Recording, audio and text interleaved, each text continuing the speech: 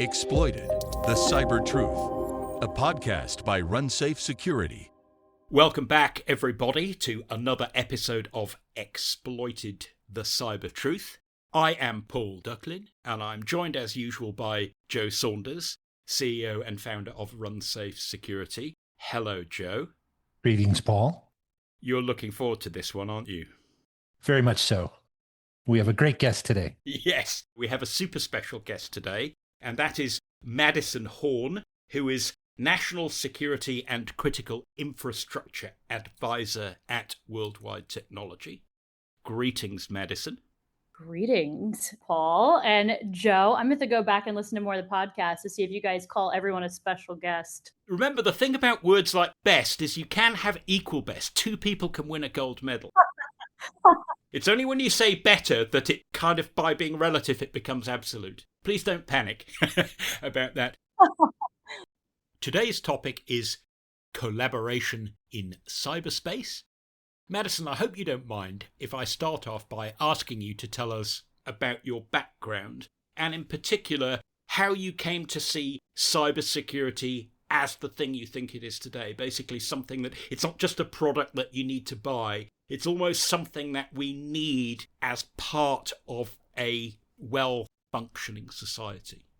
Yeah, sure. I love the way that you shaped that intro. I think everyone is like, tell us about your background, but I appreciate the why the hell are you passionate about the space? Because for me, it certainly is personal. I think it's personal for a lot of people that work in cyber. We don't dedicate our time and make the sacrifices at home purely to make money. And so I would love to hear more people within the space of like, why are you actually passionate about cyber? So thanks for the question. Long story short, been in cyber for the past 17 years and have had several like bends and turns in my career. Started out doing basic project management / assessments in the critical infrastructure space. Absolutely fell in love with the world of critical infrastructure, obviously why I've stayed in it. Helped lead a red team, build out an incident response team, was in the startup space, went through Accenture, PwC's, found a lovely home at Siemens Energy, and then did this wild thing. And I joke at saying that I took a sabbatical, but I ran for the US Senate and I ran for Congress really to help elevate the need for a national conversation around the importance of cyber, but one that is rooted in the industry and also has a technical background just because of the intersection of technology, policy, but social impact. And I don't mean social impact as it relates to what people typically go to or where their brains go to, but I mean that if the electric grid goes down, then the hospitals that potentially could be impacted, the people's lives that are going to be impacted by it, it's personal to me. And the personal element, and to put a bow on it and we don't get stuck here, is that I come from a place that is very, very impoverished, where the system is so fragile that you create any type of little hiccup and you're talking about potential loss of life or real human hurt. And so for me, cyber is really about that defensive posture and remembering that we work in cyber to protect people. So that's why I'm passionate about cyber. I don't see it as a product. I see it as something that is in the nation's best interest from a security perspective, economic, human life, societal, all those things. Yes, I agree, because when you think about political arguments and elections in almost any Western democracy in the world, the things that come up are, oh, well, I want better roads, or I want cheaper electricity, or I want better healthcare and all of that stuff. But behind all of those separate issues is the fact that in the modern era, thanks to the way our critical infrastructure works, if we don't get cybersecurity right, it doesn't matter how clever you want to be about any of those issues. They could all be threatened in a similar way, couldn't they? What we are seeing and have been seeing since 2014, we're seeing real lives example, for the first time within the critical infrastructure space. Sure, we can talk about Stuxnet perhaps, but what we have seen is almost a test bed in Ukraine around how important it is to defend our critical infrastructure. It is now a basic maneuver in warfare and a play against our enemies, whether it's around pre-positioning or something during active conflict. We don't have to ask the question, is this important? No, we're seeing it in real time. So do you want to just say maybe a little bit more about how technology, policy, and geopolitics have kind of woven themselves into each other, and the changes that has made to the attitudes we really need when it comes to cybersecurity? Sure. I mean, my heavy sigh is because, my God, this. When I'm laughing there, I'm laughing out of anxiety rather than because it really is humorous. My role right now at WWT is three things, and I sit within this triangle, which allows me to give this perspective.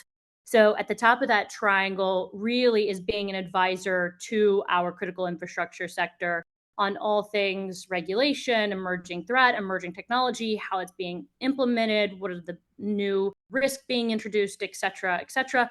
The other side of that is helping liaison a little bit with a different capacity within the think tank community, our nonprofits that are helping push healthy policy as it relates to critical infrastructure and that intersection that you're asking about. The other part of that triangle is the cyber product landscape. And I get to advise our cyber product friends and fellows of, okay, what do we need for the critical infrastructure sector? Are we going to take advantage of the fact that the public sector is reaching for the private sector and saying, what do we do? Now, we have to accept there is bureaucracy in place, but it is an opportunity for us to really play that liaison to the public sector and say, hey, this is what we need and this is our perspective. But from a technology landscape, we're almost reaching this same paradox. And let me say the word AI. It's almost as if we're creating the internet again. And we didn't try to regulate the internet in the beginning of time. And I think that we need to treat it very, very similarly. And we can kind of see the current administration is really leaning in and saying, hey, we're not going to try to over-regulate this space. What we're going to ask the private sector is, how do you want us to regulate it? And if I was a business owner, I was like, I don't want any rules. I want to make up my own rules. Let me be very clear. There just need to be some type of guardrails in place, or otherwise that's a crazy train heading towards a dumpster fire driven by a feral animal. I think that is a very, very different approach than what we have seen in the past, where we have more so been told that this is what we are going to do from a regulatory perspective versus the heavy leaning into industry. It's just, is the industry going to lean in? The leaning in that you talk about, I guess that's a sort of metaphorical way of talking about private companies that don't actually need to cooperate or have no regulatory reason to cooperate, deciding to do so because actually that will make them better competitors and in general probably have a better result for society. Would you agree with that? I want to say yes, but I want to flip that just a little bit. Again, I work within the critical infrastructure space. Yes. There is no way to say that anyone operating with the critical infrastructure space doesn't have skin in the game to participate. Good. I think what we have to flip is, what is their responsibility? You know, we want to invest the time, but what are we going to get out of it? And let me create an example. When CISA was first established, then there was a lot of excitement around the potential of what CISA could become. And so regardless if there has been a perception that perhaps CISA hasn't been the most effective governing body, let's lean in and let's say why and how we would like to see CISA mature. And so when I say lean into the spaces that the industry hasn't been happy with. And if we don't lean in, then we're going to continue getting the same thing. Joe, if I can just ask you at this point, this sounds very much like we really need to concentrate on getting the IT industry in general and embedded security in particular into what you might call the post-checkbox compliance era, where people are not simply doing the minimum that is required. They have to come at it from a different angle and want to comply because of the way they run their businesses. Yeah, and I think compliance is part of it, but I also think it's the alignment of the economic interest. Yes. Critical infrastructure in general, part of the goal is to ensure that the economy thrives. And we do have a well-functioning society, and water is delivered, and energy is delivered, and data centers operate. And with all of those things, there's an economic interest and a consequence of a cyber attack. And so if you look at it from the consequences perspective and look at it from what can we all do to ensure that critical infrastructure continues to operate as expected, then you start to look at what the economic consequences are and what the economic interests are. I think there is an alignment of interest in the spirit that Madison's been describing. Certainly coming back from where she grew up in Oklahoma when things don't operate, but also just more generally with business, depending on energy. And if you think about AI, and Madison brought up artificial intelligence, I like to say there's no AI dominance without critical infrastructure resilience. And that includes the energy infrastructure and the data center infrastructure that powers AI. I come back to your question then, Paul, and say the alignment of economic interests means that good practices in your software development, good practices in the product development that you deliver, and good practices to share information with your ecosystem, with your customers, and yes, with the government, so everyone can benefit, ends up being good business for everybody and ensures that we do have reliable infrastructure in the end. And it's not particularly difficult, is it? It doesn't have to cost a lot to start doing this. And when you start doing it, you'll probably find that a lot of things that used to be expensive for you, like producing patches every few months, even for devices that are hard to patch, suddenly get mitigated and everybody benefits, including your own business. It's almost like self-serving altruism, if you like.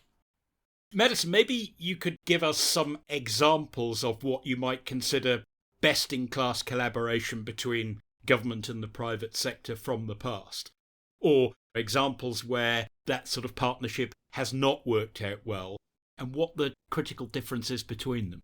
So I'm going to lean into the financial sector. Maturity or investment chases money.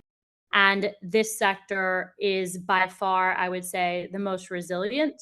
They are not necessarily quick for adoption of new technology, but they're not scared of it. And so they lean in a really interesting way that has a level of sophistication. But I think that it is because of the fact that historically, it was the first air quotes critical infrastructure sector that demanded interaction between the private and public sector. I would say an example that doesn't work or didn't work traditionally, I think is the one that we've already talked about a little bit. And I don't mean to beat a dead horse. And I don't want to call anyone out. Doing something for the very first time is hard. And the example that I'm talking about is the relationship with CISA and I would say the energy sector. The energy sector, it has so many problems with the legacy equipment that we already understand, but no one wants to say, hey, Congress, we need $1 billion, and I'm making this number up. No one wants to go to Congress and say, we need $1 billion to actually protect just the utility grid. Who is going to go do that? That number sounds quite cheap to me. Totally. I bet you it would be a lot more if you just decided let's throw money at it instead of bringing about a long-lasting change in the way it conducts itself, if you like. I don't want to blame it on the way that they've conducted themselves because they are incredible people who work within the critical infrastructure sector, again, within the energy sector specifically.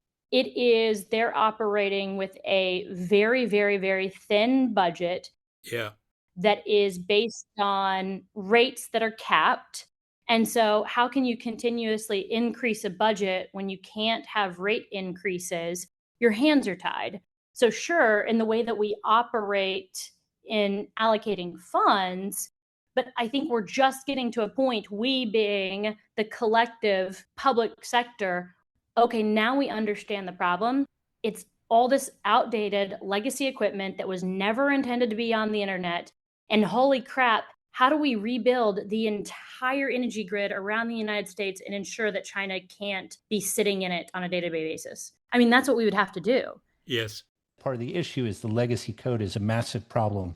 as you describe, and the practices that went into the development of the legacy code and then the constrained resources to defend that legacy code is a very, very difficult problem to solve, particularly in interoperability software to connect grids to other sources. Those happen to be areas I think that could get attacked. Nonetheless, I do think your point is valid that these systems were not built to be defended. They were built to ensure energy got from one point to the other and exactly that.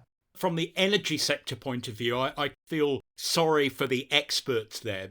If you drive past, say, an electrical substation where high tension lines come in from power stations and then get redistributed, sometimes it looks like a terrifying dystopian industrial landscape. But if you look at the shapes of things like conductors and insulators and how that power is managed, that is art, science and engineering at an extreme level. And I guess if you're working in the energy sector, you're going, we are handling 1 million volt DC power lines. That's what we're good at. They don't see cybersecurity as something that ever used to be important to them because they're already in this fascinatingly complex industry anyway, just like rocket scientists. So I guess that's a barrier that we have to break down, isn't it? Suddenly, because these things, as you say, Madison, are on the internet, they require a whole lot of extra art and science and engineering that was never traditionally part of that discipline. And especially with constrained economic resources. Absolutely. Our security teams have always been saying, hey, a major breach is possible, but it would be an act of war. Let's be very, very clear. That's where we are. And that's why the energy sector hasn't seen a major outage, in my opinion. It's a little bit of this argument of likelihood and hoping that it doesn't happen and that we don't get to that point. We've known it's important. How do we do it in a manner based on priority and with the budget in which we have right now, and evangelize what is cybersecurity and ensuring that they understand that it's not an insurance policy? Well said. So where does AI, the elephant in the room, if you like, fit into all of that? These are huge changes and they're being adopted by almost everybody, sometimes apparently without much thought at all. It's just, hey, this is new, we should try it. Part of my media training, we never get in an argument, Duck. Again, keeping it to the world of critical infrastructure. And this is where we have to make the delineation between IT and OT. Part of your statement was there's this adoption of AI and it's just the wild, wild west. That is just absolutely not the case within the world of critical infrastructure. Because if you did that, then, I mean, the risk is a widespread blackout in DC. They have to be methodical. Adoption is naturally going to happen quicker on the IT space. Your traditional enterprise, HR processes, email systems, et cetera, et cetera.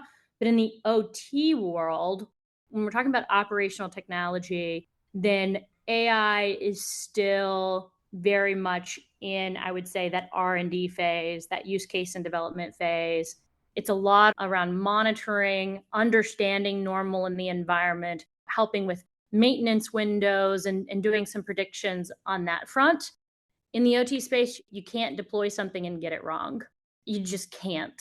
If Instagram goes down for 30 minutes, I mean, there will be people who panic. It's a whole different type of panic if the power goes down in DC for 30 minutes at 1 a.m. Yes, there's a very big difference between a Windows update taking a little bit longer than you expected and making you 5 minutes late for a Zoom call compared to the flaps deploying on your plane as you're landing coming 5 seconds too late. It is a very different world, isn't it? I don't mean to go immediately to doom and gloom, but I create these extreme scenarios so that we can understand the potential. Madison and Joe, if you had to challenge one old assumption about cyberspace and collaboration, where would you start? What would the first change you wanted to make be? I don't know if it would be a change, more so in like continuing the path.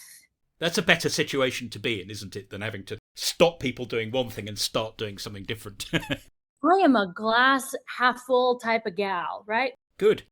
I don't care if my house is on fire. I am going to see something good about it. No more cockroaches.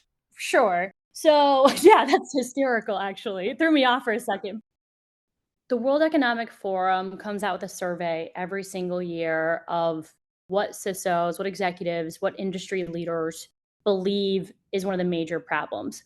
One of the major problems still in our space is that we cannot articulate the risk times the likelihood and the impact, which is the investment discussion. That's still one of our major problems, but society is starting to understand cyber. It means that we're making progress. From my perspective, I think communication between operators of infrastructure and suppliers of technology is a strong opportunity for improvement. Just as Madison talked about the risks and the consequences and the economic costs of cyber attacks, one of the big challenges I think in critical infrastructure we have is that the organization that bears the risk ends up being on the operator side, whereas the technology and the cyber defense could often come from the supplier side. And so there's a disconnect on an economic agency level. There's a couple factors at play. Part of it is that product manufacturers try to upsell organizations in order to derive benefit from cyber enhancements in their products.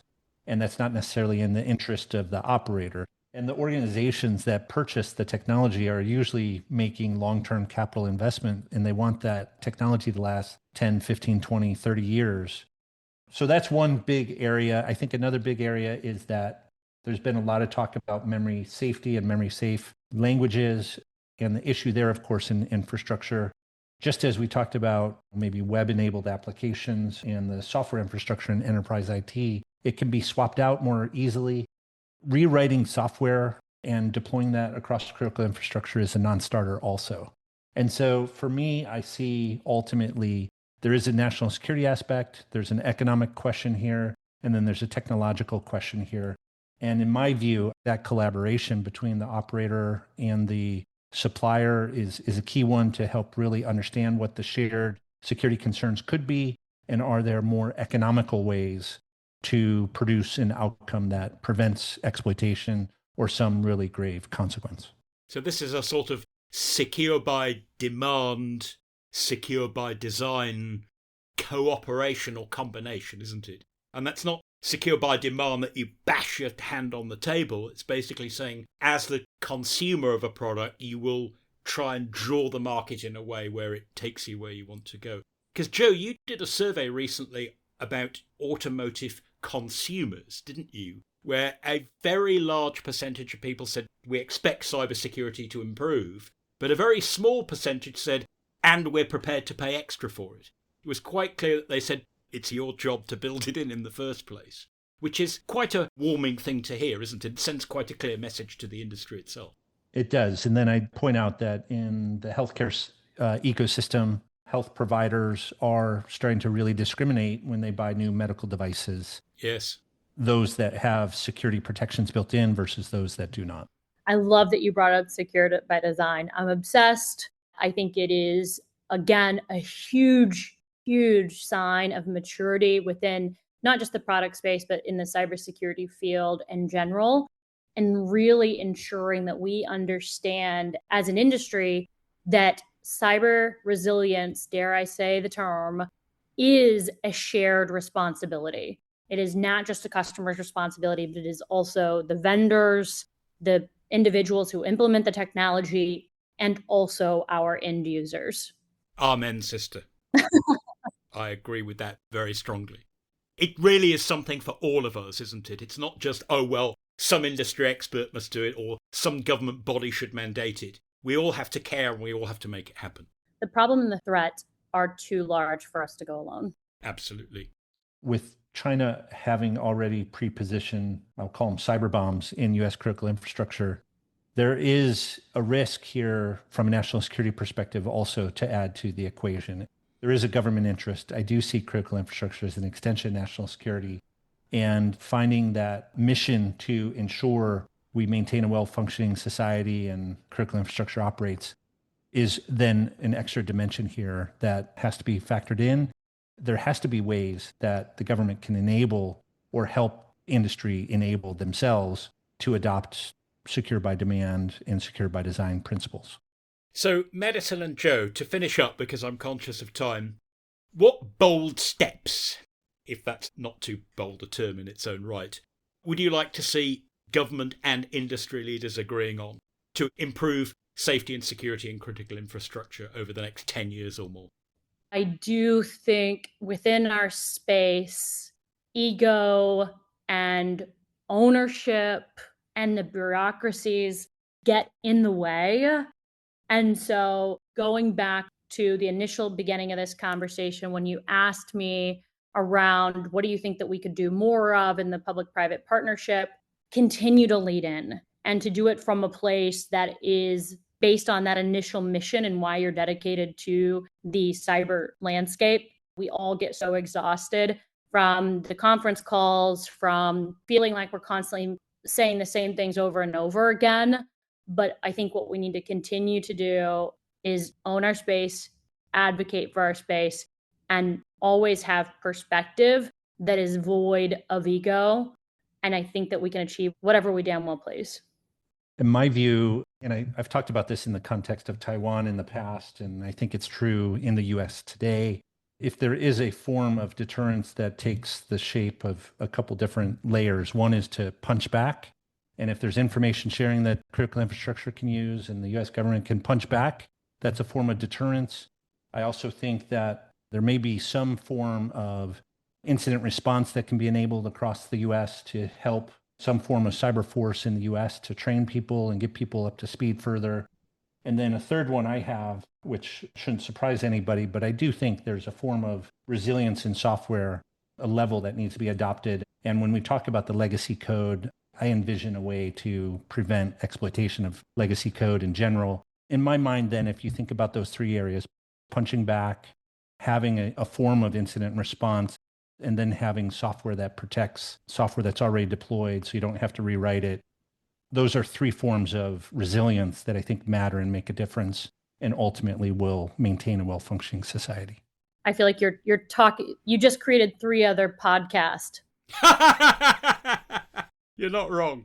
One, the conversation around deterrence, and obviously the fact that it is now being discussed as a new tool within the diplomatic toolkit, which I have some questions around, and we could talk about the US government's role in deterrence and what that looks like with our energy sector. And then cyber force, obviously with the launch of the new commission of cyber force, that could be a whole other conversation. I think we should spend the first 5 minutes that we hope the uniforms are not just black hoodies. Awesome additions. And I look forward to conversations ahead as we see both of those areas, I would say, over the next 2 to 3 years, really teased out and real action put behind both those areas, Joe.